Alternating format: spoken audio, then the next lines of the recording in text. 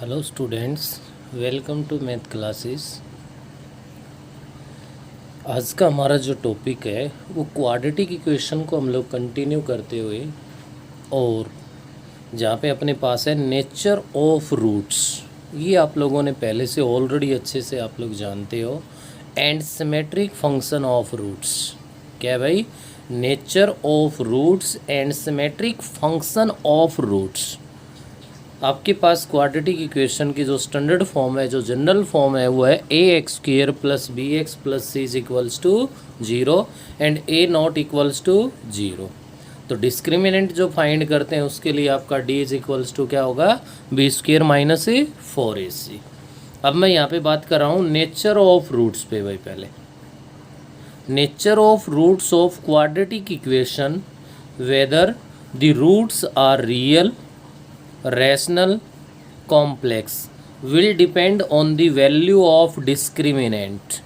देखिए डिस्क्रिमिनेंट किस लिए यूज़ किया गया है कि आपके पास नेचर ऑफ रूट्स क्या होता है कि क्वाड्रेटिक इक्वेशन के रूट है वो रियल है, रैशनल है, या हमारे पास यहाँ पे कॉम्प्लेक्स नंबर में है, इरेशनल नंबर है, या कैसे है, ये सब कुछ बताने के लिए कह रहा है कि क्या हो, वैल्यू ऑफ डिस्क्रिमिनेंट पे डिपेंड है। तो नेचर ऑफ रूट अगर कोई आपसे फाइंड करवाए तो यही आपका भाई रियल है, रैशनल है, कॉम्प्लेक्स है, इरेशनल है, या इनमें से जो भी टाइप जैसे भी बनती हो वो आप टाइप बता सकते हो। और ऑब्जेक्टिव टेस्ट के लिए है तो रैशनल और इरेशनल, देखो एक रियल की जगह रैशनल और इरेशनल दोनों अलग अलग आ सकते हैं। इन सब के लिए यहाँ पे आप लोग ध्यान दे सकते हो। हमने एक डायग्राम बना लिया, इन बातों को चाहिए आप अलग अलग से समझ लो, चाहिए एक डायग्राम में कर लो। और जहाँ आप लोग अच्छे से जानते भी हो, सबसे पहले मैंने ये क्वाड्रेटिक इक्वेशन लिख दी है। इस क्वाड्रेटिक इक्वेशन का हमने डी फाइंड कर दिया, डिस्क्रिमिनेंट फाइंड कर दिया। क्या फाइंड कर दिया? डिस्क्रिमिनेंट। फर्स्ट केस बना दिया मैंने, डी इज इक्वल्स टू 0 आ गया, जो आपने 10th क्लास की क्वाड्रेटिक इक्वेशन में भी पढ़ा है। रूट्स आर इक्वल, क्या होंगे? Roots are equal, alpha is equals to beta, मैंने एल्फा और बीटा इसके रूट्स ले लिए, is equals to minus B upon में 2a बन जाएगा, क्योंकि जब d 0 हो जाएगा तो माइनस बी अपॉन 2a है वो उसके सॉल्यूशन बन गए। यहीं पे इसका चैप्टर क्लोज हो गया भाई, इसमें आगे और कोई नहीं बढ़ रहा कहीं भी। नेक्स्ट देखिए, जब d नॉट इक्वल्स टू 0 है, d की वैल्यू 0 नहीं है, तो ये तो यहाँ से कॉमन बात आ ही गई कि रूट्स आर अनइक्वल। d अगर 0 है तो रूट इक्वल है, d 0 नहीं है तो रूट है वो क्या है? अनइक्वल है। अब 0 नहीं है तो क्लियर है कि भैया तो d है वो आपका लेस देन 0 होगा और d ग्रेटर देन 0 होगा, इन दोनों में से कोई एक कंडीशन आएगी। अब इनके लिए हम लोग आगे बढ़ें तो ध्यान दीजिए, A B C belongs to real number and D greater than 0। D कैसा है भाई? ग्रेटर देन 0 है। Roots are real and unequal, roots are real and a unequal. बोलिए कर सकते हैं या नहीं? ऐसा करने के बाद हमारे पास में इसी कड़ी को अगर आगे बढ़ाऊं, या पहले इसको कर लेते हैं, इसका सिंगल पॉइंट है, A B C belongs to real number and D less than 0। Roots are complex and conjugate pair of each other। Roots are complex and conjugate pair of each other। p plus iota Q, बेटे ये iota लिखा है हमने, complex number का topic अभी read नहीं किया है, कॉम्प्लेक्स नंबर का करेंगे तो p प्लस आयोटा क्यू कह लो या a प्लस आयोटा b कह लो, ये कॉम्प्लेक्स नंबर को रिप्रेजेंट करती है। ये रियल पार्ट होता है और ये आयोटा विद आयोटा ये इमेजिनरी पार्ट होता है। तो ये कह रहा है कि रूट्स है वो इस फॉर्म में मिलेंगे हमें। अब ये आयोटा कहाँ से आता है? ध्यान दे सकते हो आप इसमें कि √-1 है वो आयोटा के इक्वल होता है, या iota square is equals to क्या होता है? -1 के इक्वल होता है।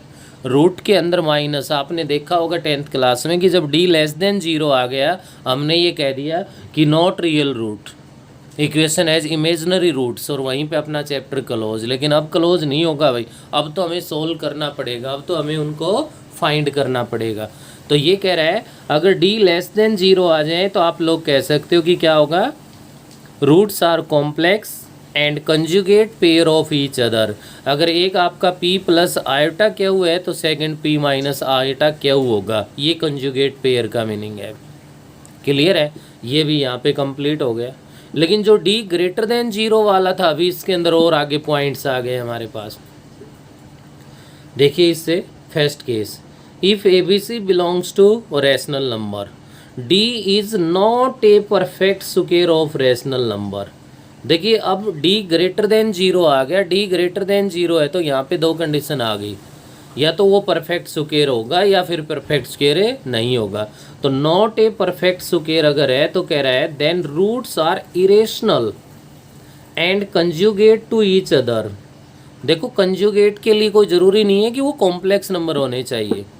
ये देखिए p plus root q and p minus root q, ये एक दूसरे का कंजुगेट है हमारे पास।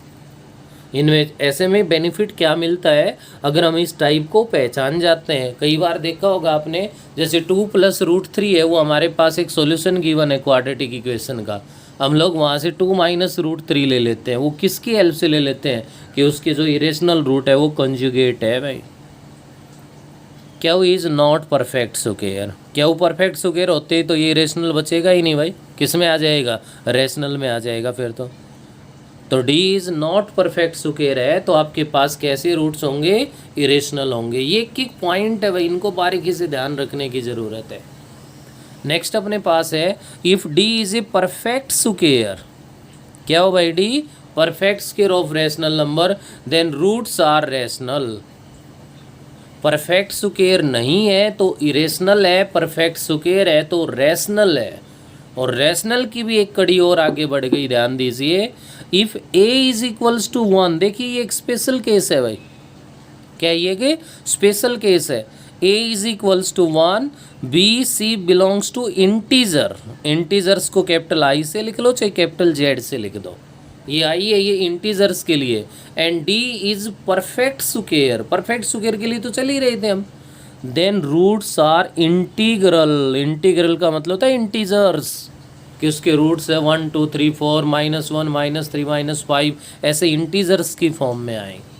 तो ये जो आपके पास मेन जो पेज है, मेन जो ये डायग्राम बना हुआ है, ये कंप्लीटली बेटा आपके नेचर ऑफ रूट्स को रिप्रेजेंट करता है।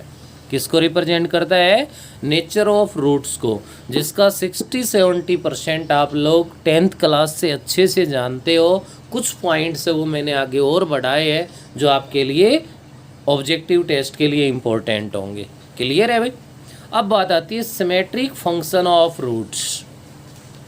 क्या अपना next point, next topic, symmetric function of roots. इसको ध्यान दीजिए।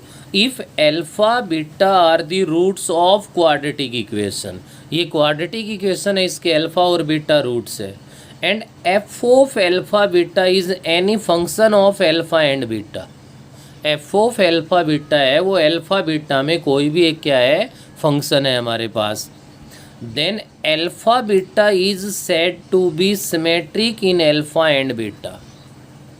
इफ़ कंडीशन को पहचानिए भाई।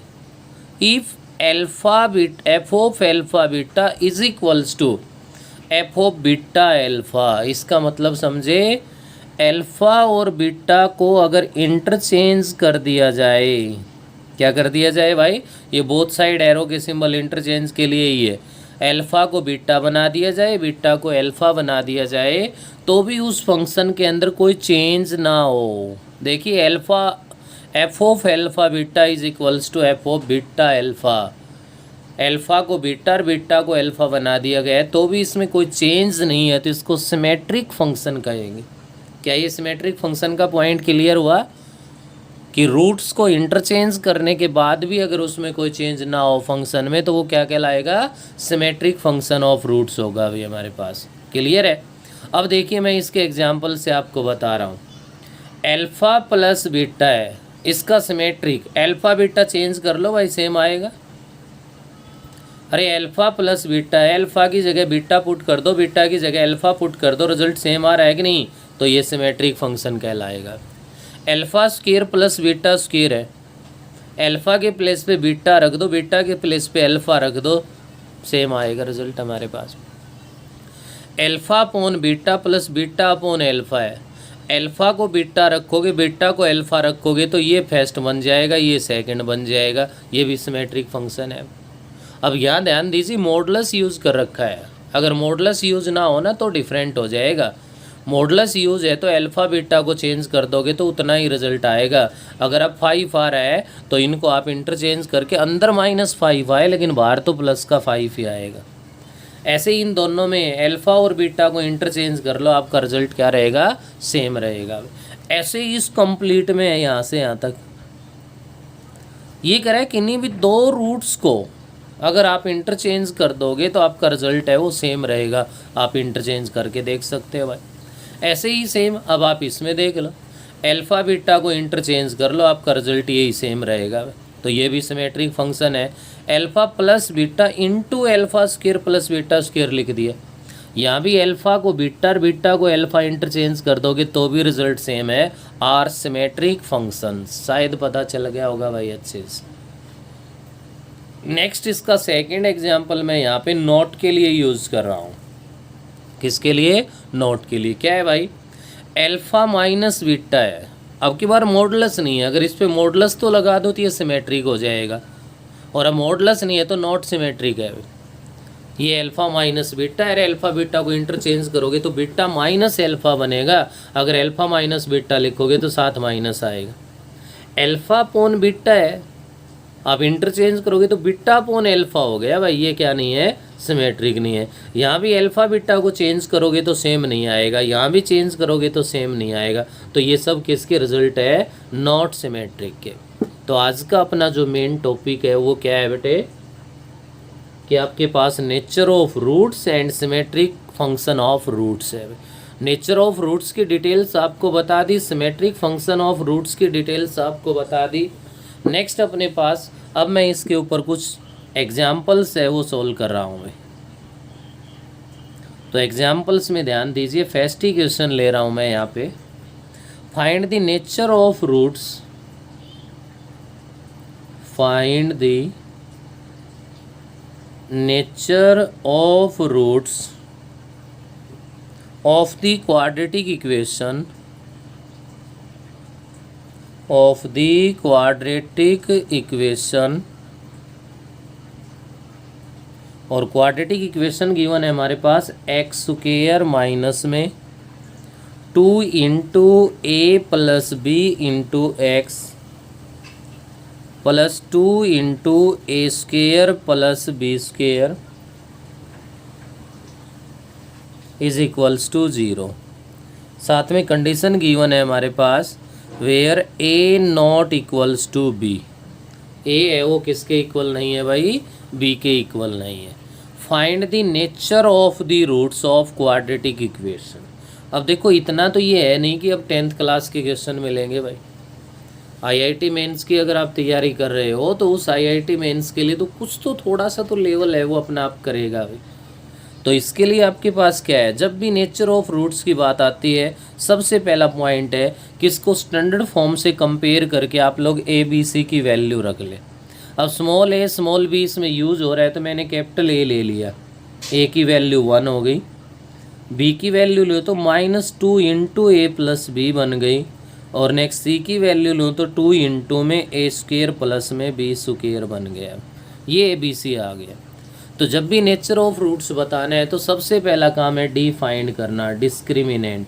क्या फॉर्मूला होता है, बी स्क्वायर माइनस 4ac। मैंने यहाँ capital A B C use कर रखा है तो बस उसके अकॉर्डिंग ऐसे दिख रहा है। बी स्क्वायर ये आपके पास है भाई क्या, -2 इंटू ए प्लस बी है तो इसको 4 इंटू में ए प्लस बी का होल स्क्वायर आप लिख सकते हो, -4abc 4ac सॉरी, तो 4ac है तो 4 इंटू ए की वैल्यू 1 है, सी की वैल्यू है वो 2 इंटू में ए स्क्वायर प्लस में बी स्क्वायर है।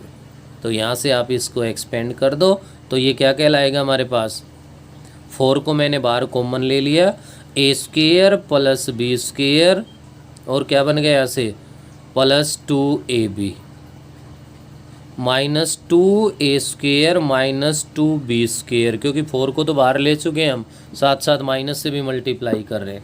क्या बना बेटे यहाँ से ध्यान दो, 4 इंटू में minus a square minus b square plus 2ab बन गया। अब अगर इससे माइनस कॉमन ले लें हम लोग तो -4 into a square plus b square -2ab बन गया, जिसको क्या लिख सकते हैं, -4 इंटू ए माइनस बी का होल स्क्वेयर। अब स्क्वेयर क्वांटिटी है वो always greater than equals to 0 होती है। तो इसकी जो वैल्यू है मिनिमम 0 है, लेकिन माइनस लगने से इसकी मैक्सिमम वैल्यू 0 है। तो यहाँ 0 अगर आएगा तो आपका रिजल्ट है वो 0 हो सकता है, लेकिन कंडीशन गिवन है भाई a not equals to b, a b के इक्वल नहीं है तो ये 0 आ नहीं सकता, और ये 0 नहीं आ सकता तो 1 2 3 4 5 कुछ भी आएगा ताकि माइनस है, तो इट इज़ लेस देन ए 0। और लेस देन 0 आ गया तो यहाँ से नेचर पूछ रहा है, तो रूट्स आर इमेजनरी, क्या हो गया हमारे पास, क्या लिख सकते हो आप, रूट्स आर कॉम्प्लेक्स नंबर बोल दो या रूट्स आर इमेजनरी बोल दो।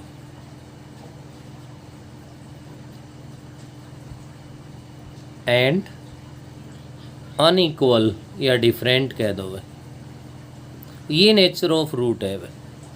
तो कंडीशन कैसे भी हो सकती है नेचर ऑफ रूट के लिए, अगर कहें तो कहीं घबराने की ज़रूरत नहीं है, हमें आराम से अच्छे से तसल्ली से अगर इस पे काम करेंगे तो कोई दिक्कत आने वाली नहीं है। नेक्स्ट मैं कुछ एग्जांपल्स और सोल्व करवा रहा हूँ आपको। सेकंड जो क्वेश्चन है वो मैं ले रहा हूँ यहाँ पे, क्या ले लिया भाई, find all integral values of A, find all integral values of a for which the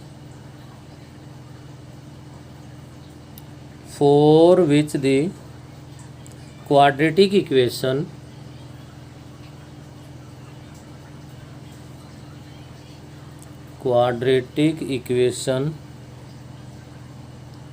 x minus a into x minus 10 is plus 1 is equals to 0 has integral roots,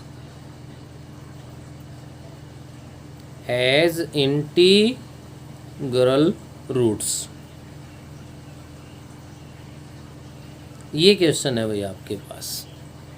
find all integral values of a की all integral values है वो हमें find करनी है, और condition है वो हमारे पास है x minus a into x minus 10 प्लस 1 इज इक्वल्स टू 0 है।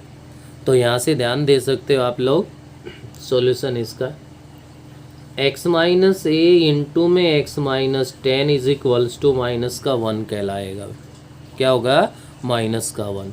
तो आपको पता है कि ए की इंटीग्रल वैल्यूज हमें बतानी है, ठीक है, और आपके पास इंटीग्रल रूट्स कह रहा है भाई, एक्स की जो भी वैल्यू आएगी वो किसको बिलोंग करेगा, इंटीजर को, और ए है वो भी इंटीजर है, तो इसका मतलब एक्स और ए है वो इंटीजर्स को बिलोंग कर रहे हैं, किसको बिलोंग कर रहे हैं, इंटीजर।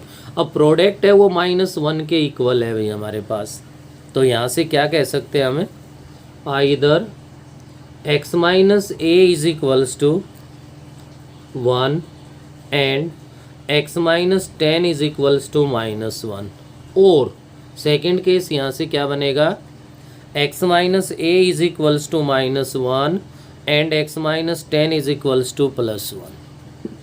सब इंटीग्रल वैल्यूज़ के लिए बात हो रही है, तो बेटे यहाँ से x माइनस ए और x माइनस 10 है इक्वल्स टू -1 है, तो 1 इंटू -1 का प्रोडक्ट हो गया, तो अगर ये 1 के इक्वल है तो ये -1 के इक्वल है, ये -1 के इक्वल है तो ये +1 के इक्वल है। यहाँ से सोल्व किया तो आपके पास कंडीशन क्या बनी, x इज इक्वल्स टू, इसके अकॉर्डिंग अपने पास कितना आ गया भाई, x is equals to 1 plus में a बन गया हमारे पास, और सेकंड कंडीशन को सोल्व करते हैं तो यहाँ से आ गया x इज इक्वल्स टू 9 आ गया, कितना आ गया हमारे पास है, x इज इक्वल्स टू 9 के इक्वल आ गया।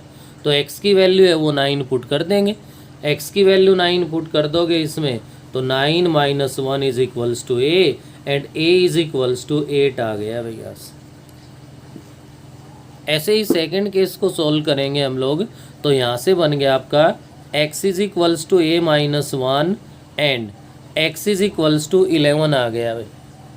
और x की वैल्यू 11 अगर मैं इसमें पुट कर दूँ तो 11 1 को इधर ले आया, प्लस का इज इक्वल्स टू a, तो क्या बना a इज इक्वल्स टू 12 आ गया। a की वैल्यू 8 आ गई और a की वैल्यू 12 आ गई। ये इंटीजर्स को बिलोंग कर रही है, तो यहाँ से आप कह सकते हो कि a इज इक्वल्स टू 8 और 11। अब ऑब्जेक्टिव में कोई सिंगल ऑप्शन हो इनमें से तो उसको सिलेक्ट कर लो, दोनों है तो दोनों को कर लो। कई बार ऐसा हो जाता है कि पेयर में ऑप्शन देता है, पेयर में एक बार 8 दे दिया, 8 के साथ 10 9 कुछ भी ले लिया, 12 के साथ 8 9 ऐसे यूज़ कर दिया। जहाँ एग्जैक्ट ये 8 और 12 होगा वो आपका फिर क्या बन जाएगा, करेक्ट ऑप्शन बन जाएगा। नेक्स्ट एक एग्जाम्पल और ले रहा हूँ मैं यहाँ पे भाई। ये कह रहा है form a quadratic equation with rational coefficients. Form A quadratic equation with rational coefficients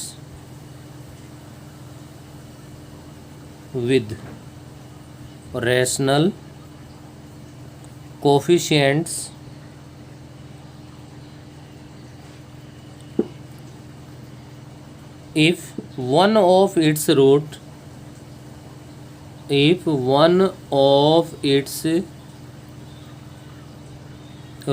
is cot square 18 degree, cot square 18 degree.